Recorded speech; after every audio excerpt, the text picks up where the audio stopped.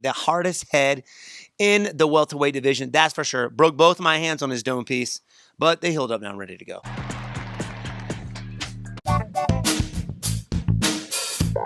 This is the Schmo with the Pro. He's 17-7-1. He's the number 9th ranked UFC welterweight. He's Stephen Wonderboy Thompson, the real NMF in the UFC, in the flesh. Culture Kings International Fight Week, Sin City. How we doing? We doing good, baby. And even better now that I'm with you, Schmo. You got that record out there on the punching machine. You outpunched Bisping, Randy Rude Boy Brown. You got the power, my man. It's all technique, baby. It's all, when you've been doing it as long as I have, you pick up a little tricks here and there, especially when it comes to the punching machines.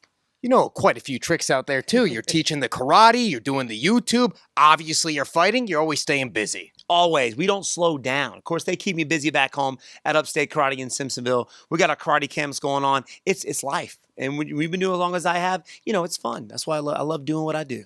You're one of the most electrifying fighters to ever step foot inside the octagon. Everybody's chomping at the bit. When's Wonderboy making his return? Well, I know it's been a while. I fought, I think, December of this year.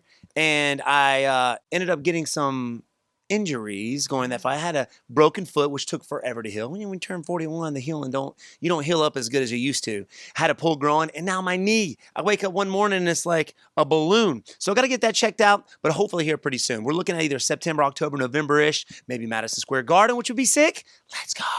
Is there somebody you have in mind? Because everybody wants to fight you, especially those guys at the top. The Schmo was watching that UFC Roku series. Kamaru Usman, I know this was months back. He was calling your name. Everybody wants a chance to fight you, Wonderboy. I mean, everybody wants an exciting fight. I would love to fight Usman. I would love to fight the Joaquin Buckleys who's calling me out. Anybody can get it. Anybody can get it. Whoever it is, you'll sign on the dotted line. You got it, my friend. Let's go. Talk to the Schmo for a second. We got a big title fight coming up over there in Manchester. It's Belal Muhammad. It's Leon Edwards. What do you think's going to be the key takeaway for the victor of that fight when we're all said and done? It's all about game plan, my friend. Belal Muhammad, he's got one thing, I think, is to get this guy to the ground. You don't want to stand with that guy. You saw what he did with Usman. But he's got great takedown defense. He's very good at getting back up, and the guy doesn't get tired.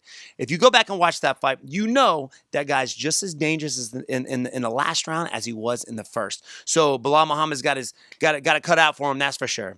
And obviously, Leon Edwards got to keep the fight standing. I think he's been dabbling with the wrestling. He took Usman down the first round and held him down. So you might see a little wrestling out of this guy. Former opponent, you got a victory over this man, Vicente Luque. He's fighting the OG, the legend, and Nick Diaz. It's going down in Abu Dhabi. What are your expectations for that fight? I'm going to love this one, man. This is awesome. But I got to go with my man, Vicente Luque, the hardest head in the welterweight division. That's for sure. Broke both my hands on his dome piece, but they healed up now. I'm ready to go. But I'm going for my man, Vicente Luque. It's been a while since we've seen Nate, but I know the guy's a lifelong martial artist. It's going to be a good one, but I'm leaning towards my man, Vicente Luque. Hardest head? Harder than, all the Jorge Masvidals, the Usmans, the Tyron Woodleys? Oh, yeah, harder than all of them. The dude's got a dome piece. He's got a Neanderthal skull. Neanderthal skull. It's going way back. You got that right, man. What do you think's the most exciting thing for you? You got what? Maybe a couple fights left on your current deal, man? What do you think is going to be the most satisfying thing for you in this chapter of your UFC career? You know what? Like I said, just going out there, putting on a show for all the UFC fans. I got 3 fights left on my contract. I can do this as long as my body will let me. I'm 41. People are saying I'm down and out, but I got more coming, baby.